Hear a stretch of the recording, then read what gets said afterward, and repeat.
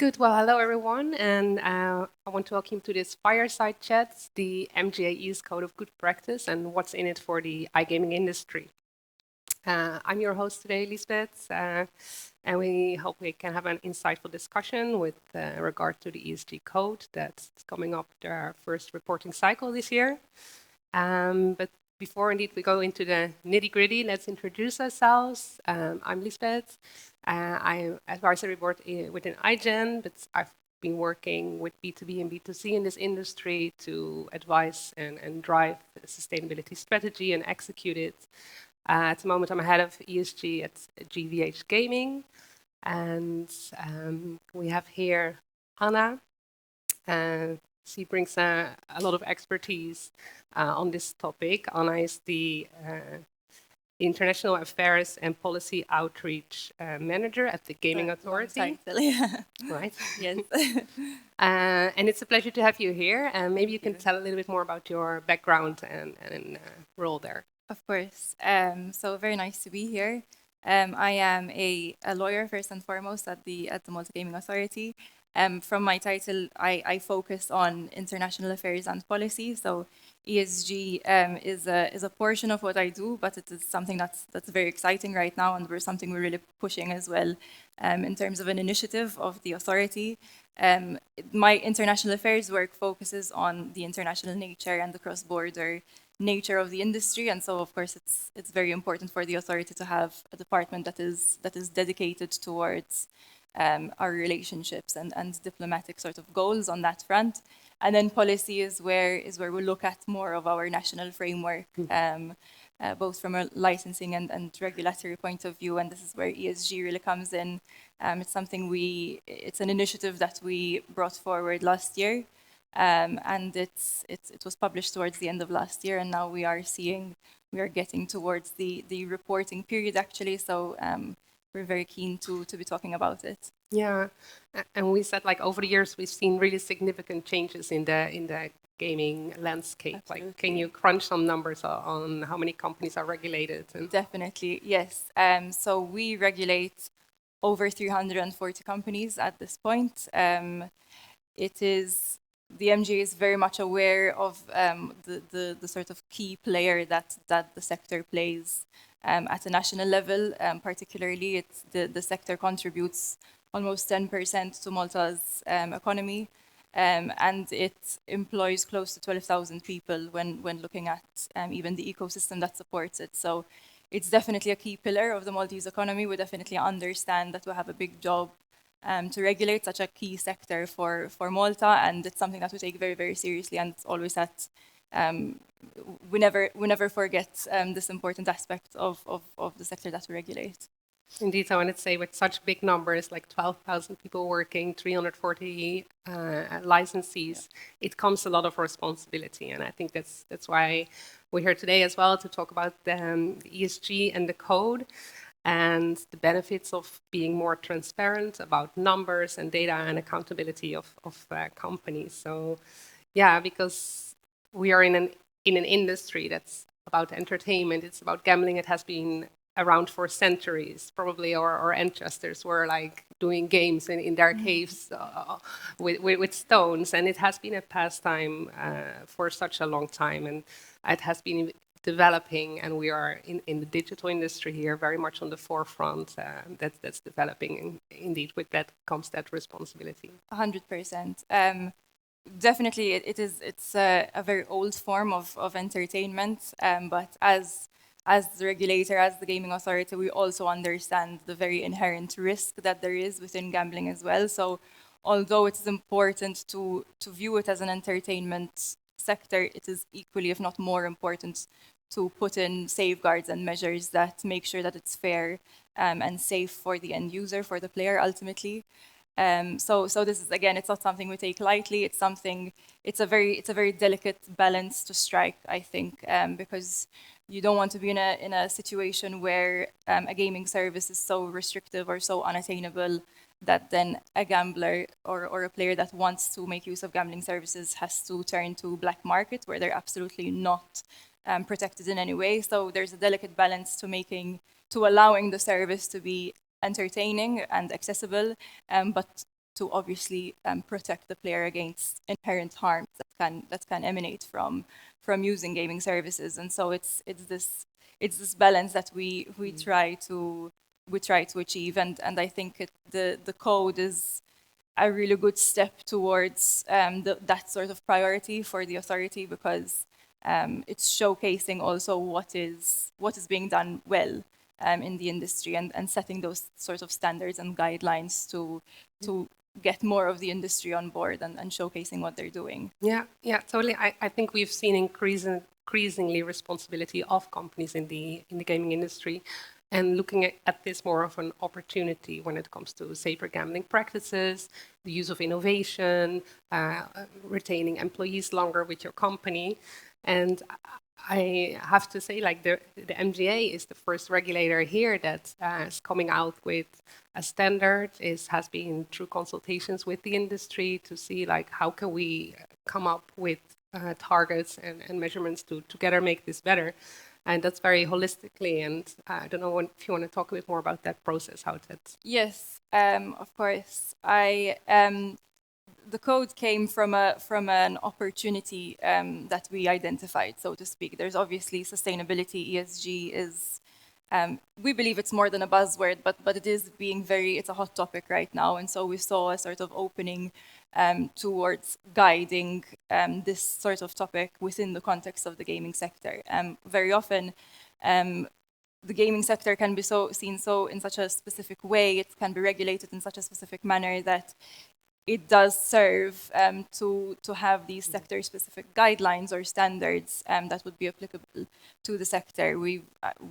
The MGA's approach, we've used a similar approach in different things. For example, when GDPR came into force, we went for sector-specific guidelines as well. So I think this is our approach generally.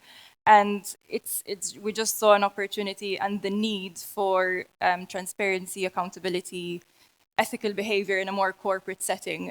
It's an expectation nowadays, and as an authority, we definitely align with that expectation, and we would want our licensees to align and to have these sort of standards and abide by them. So we saw it as an opportunity, but definitely something that will help the industry, and also this thing that we really believe it's also showcasing what is already being done. So it's not a framework that is establishing something, out of thin air, or new obligations or new reporting requirements. It's also a tool to be used to show what good the industry is already doing, and we think that's a very important aspect of the code as well. Yeah, and I think on that point, like it's great that the companies have more clarity on items, and they can take a more powerful position to work on it together as well, instead of having very fragmented focus points of each company has their own analysis on this. And I want to ask you a point of view from the regulator. Do you think that the industry at this moment is doing enough to address it? I think different licensees and different entities are on different journeys, or different parts of their journey. We obviously see a lot of good being showcased from bigger entities, generally listed entities as well. What is really important to point out, again, and it ties back to what I've been saying already, is that we can't forget that the industry is already heavily regulated. So there's already a lot that is being done in terms of sustainability, maybe not in the sort of traditional sense or the ESG sense, but this is how the code bridges the gap, really and truly. It's when we look at RG standards, AML obligations, there's already a lot that is in existence that is fostering sustainability within the industry. And so this is why the code aligns with existing obligations and builds upon that. So I think the industry in general, just as a regulated industry, already does a lot in terms of sustainability. Not to say that it can never improve. In fact, it's a continuous journey of improvement. And even as a regulator, that is how we look at it. There's always room for improvement. It's also a very fast-moving industry, so things change and things need to be adapted accordingly. But definitely, I think we're seeing a lot that is being done. Obviously, from our end, and again, this is where the code comes in, we want to open up that opportunity to smaller entities as well, or entities that are not listed. And I think the code is a really good stepping stone towards that, to just understanding operational readiness, to report in this manner, to sort of fit into a value chain where perhaps if you are not caught under reporting requirements, entities within your value chain would be caught under it. And so just analyzing this and opening it up also to entities which might not even have sustainability teams. Of course, they are a humongous help when there is sustainability-focused people, but we do believe that we've opened up also a path to entities without those types of specialized teams to start their ESG journey. I think that's a really good point, because bigger companies, they have the resources to put a team, employees, and budget behind it. But smaller companies, you still want to get them on board to be on the same line. Yeah. And having set that standard will be really helpful for them. So, yeah, I think that's really good. And when we look at the disclosures that has been set out in the code, that probably was not an easy job to go through that analysis. Did you go through some kind of materiality analysis yourself, or how did the disclosures come to Yes, that was a very comprehensive process. It was a good example of what a policy formulation process should look like. So that was something that we viewed really positively. We had a huge support from KPMG, who we worked alongside to come up with this code. And I think the end result is a set of disclosures that really strikes a good balance between regulatory priorities, because obviously that is important for us, but also topics and disclosures that are important for the industry as well. In terms of process, as a first step, there was research conducted and peer review conducted to identify relevant ESG topics to the industry. This was subjected to a materiality assessment. So basically, priorities of us as a regulator and priorities of the industry were weighed against each other to come up with a prioritization list of the ESG topics that were previously identified. We also sat down with a number of our licensees on different parts of their ESG journey to really figure out and understand any sort of input or comments or feedback that they have in terms of the disclosures that were identified and in terms of just ESG for the sector in general. And that led us to then formulating our ESG code, which was then obviously put out to consultation with our licensees for their feedback. And so a very comprehensive process. I think this is exactly how policy formulation should be done. There was really open dialogue with the key stakeholders at this point to really make sure that our end result makes sense, and it's not just something that, as a regulator you put out and then it doesn't work out because priorities are not aligned or things don't make sense. So I think it's the way the process should go, and we're really, really happy with the outcome. That does sound like a heavy task, and I'm very happy to hear that that's very applicable to the business operability, that they can liaise and recognize that those are the topics that they find important themselves. Yeah. And I wanted to ask the interest. There has been like a procedure to sign up interest for reporting, which will be coming up in a couple of months. Yeah. How has that been going? It's been going very well, actually. We expectations were exceeded, so to say. Obviously, it's the first year, and the reporting period has not yet come. So we were obviously expecting bigger and listed companies to sign up, and obviously the licensees also that we engaged with throughout the process. But we saw it go over and above that, and we're really, really, really happy about that. We have just over 20 licensees that have signed up. It might seem like a small number in terms of when you compare it to the number of our licensees, but it's really, we have to keep in mind that it's the first step sort of towards ESG journeys for a lot of licensees, and so it's viewed very positively, and hopefully it continues to grow and expand as the years go on. Yeah, and what about other regulators? Has there's been an interest, or can there be a spillover? Because once I believe that there has been more of a clarity on the standard of these disclosures of gaming industry, this can be easily transferable to other jurisdictions. Yes, and it's something that we push as an MGA. We really hope that it is taken up, or something similar, some sort of similar initiatives would be taken up by other regulators. It's, as MGA, we do really push it with our counterparts. With a lot of things in our framework. I think a lot of the times we try and showcase that as a regulator, we've been regulating for practically 20 years on this matter, on the gaming industry as a whole. And so we really want to, where we can, where we know that we use best practice, we really put that forward. And this is one of the areas which we really believe in.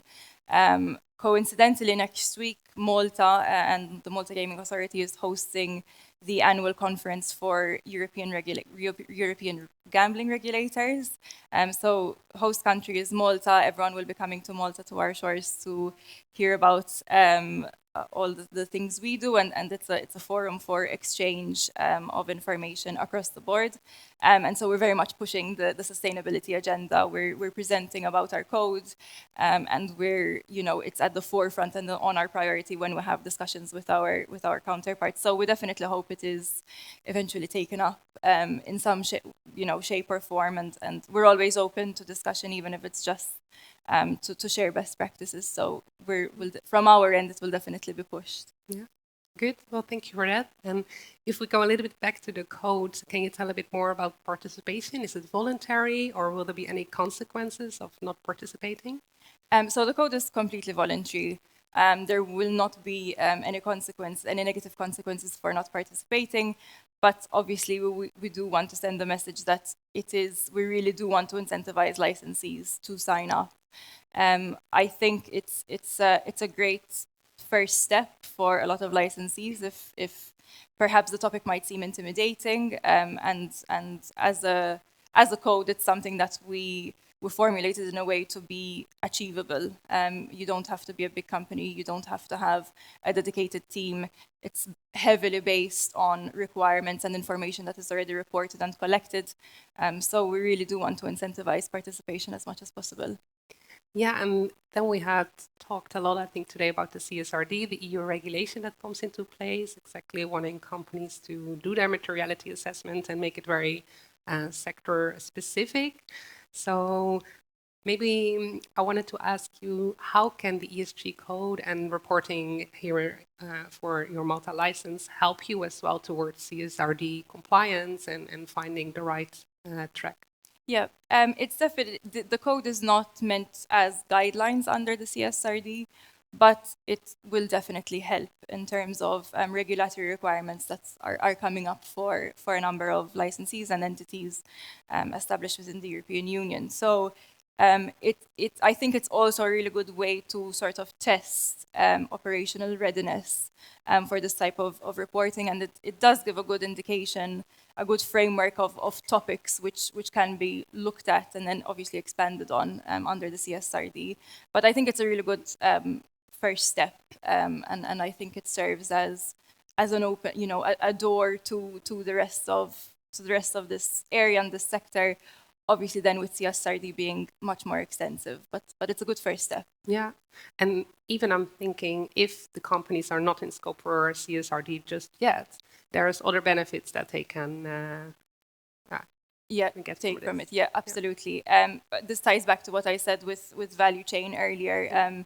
Just because you necessarily, as an entity, would not be within scope of the CSRD, it doesn't mean that entities or partners that you work with are not. And so, and once you are in scope of CSRD, and once sustainability is a priority for an entity, I think they would look towards partnering up and working with other entities that also have sustainability at the forefront. And so reporting under the MGA code could be a big benefit for this. Yeah, we've been speaking about attracting investors and even your brand reputation. If you can be more transparent on all these more non-financial topics, that's an opportunity that can be seen as an opportunity and benefit to your company apart from solely looking at the compliance factor. Exactly. It gets you asking the right questions, I think, and considering proper stakeholders. So it's there's definitely a benefit. Yeah, and then I wanted to talk a little bit about the run-up to the ESG reporting.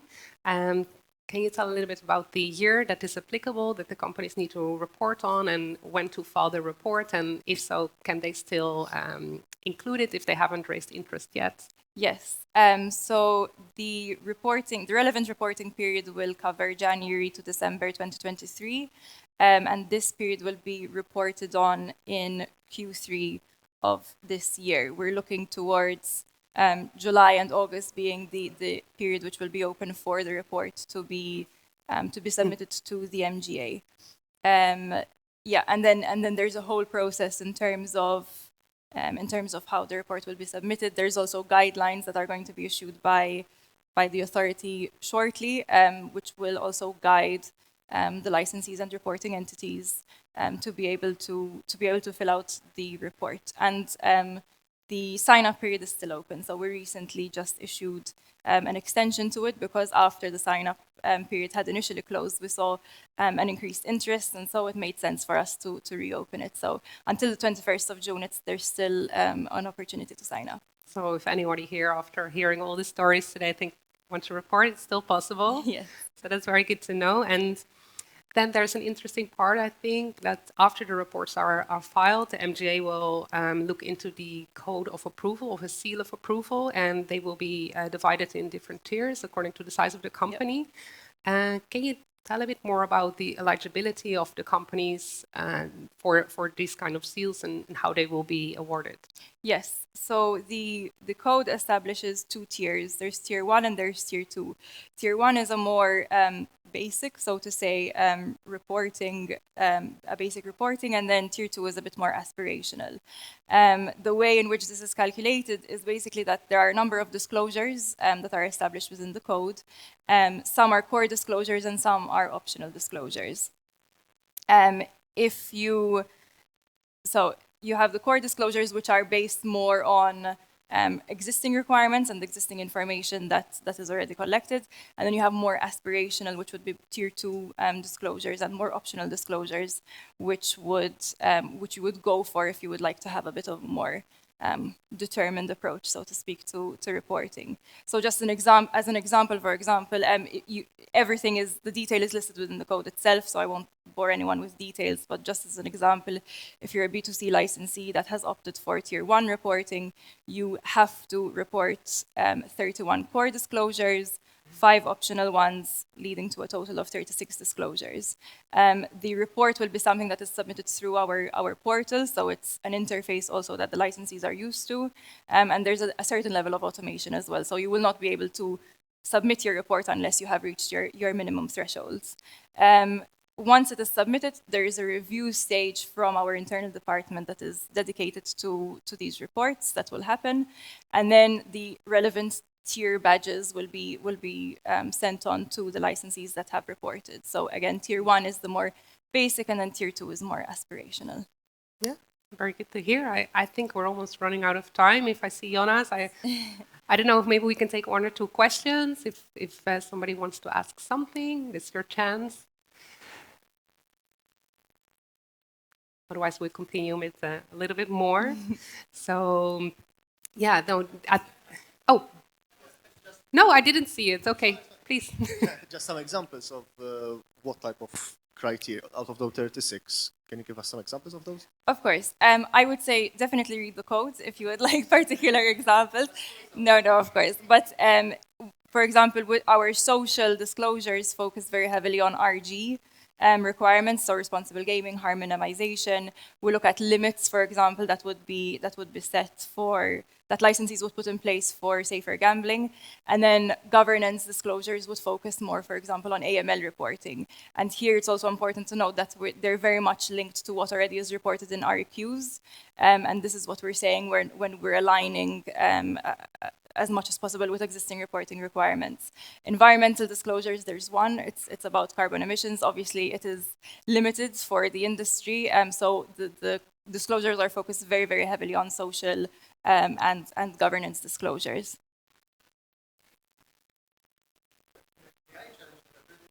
Sure. So you're saying maybe you can use the mic so we can. Yeah.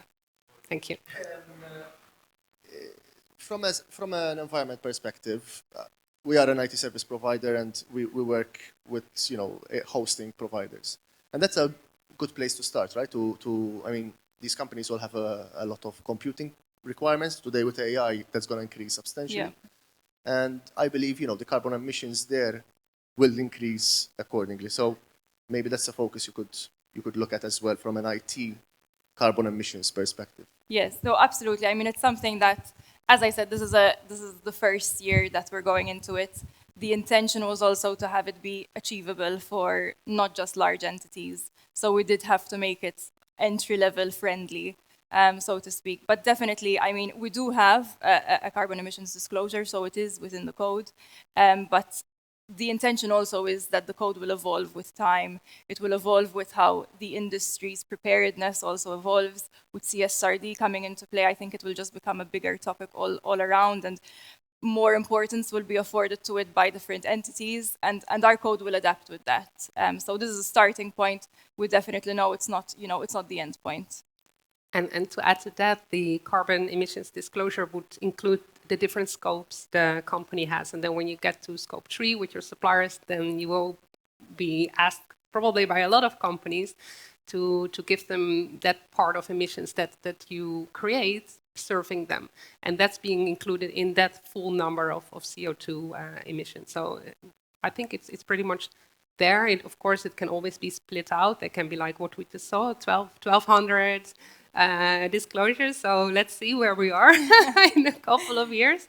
AI, will be the solution. But yeah, no, I think we had a very good session. And before we sign off, I want to say a huge thanks to Anna for sharing all these insights and getting us more closer to the reporting cycle. Are there any final insights that you'd like to share? Yeah, first of all, thank you very much to Betson Group and Next for having me. It was really a great pleasure to discuss this. I think as I started off, we just want to send the message that sustainability, ESG, is not just a buzzword. It's something that is really, really increasing in importance across the board and in our industry. And I think we really have to work together as regulators and as the industry to really push this and be compliant in this space.